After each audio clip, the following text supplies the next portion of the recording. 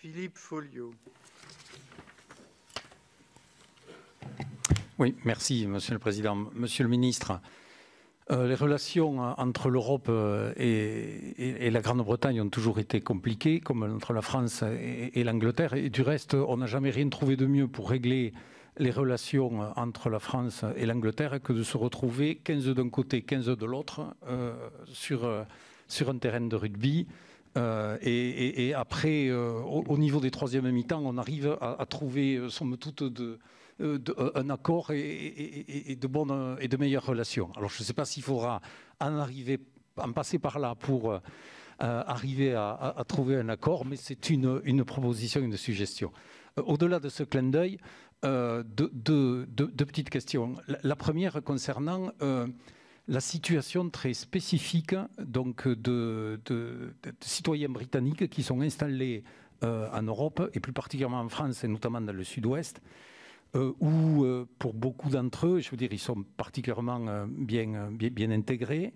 Et donc, dans ce cadre-là, je voulais savoir si, au niveau s'il n'y a pas d'accord au niveau du Brexit, si la situation spécifique de ces citoyens britanniques, mais qui sont vraiment français dans le cœur, sera étudiée. Ensuite, ma deuxième question, c'est par rapport à la question épineuse de l'Écosse.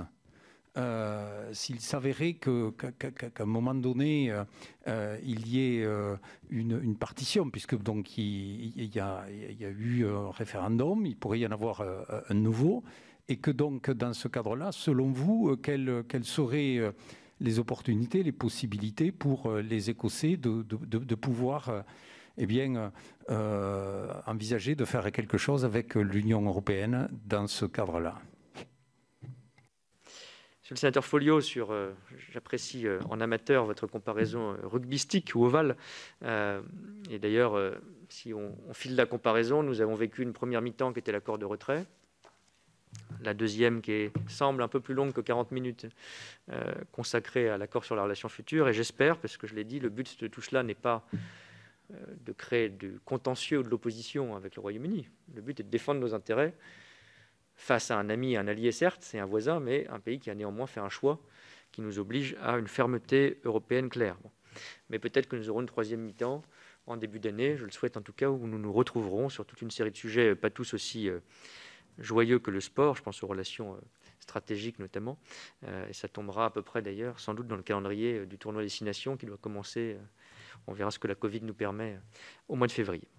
Sur les questions précises que vous évoquiez s'agissant des citoyens britanniques, il est d'ores et déjà acquis au terme de l'accord de retrait, de manière réciproque là aussi, que ceux qui ont établi leur résidence en France, qui peuvent justifier, je crois que c'est 5 ans d'une durée de résidence avant le Brexit, auront droit à un titre de séjour.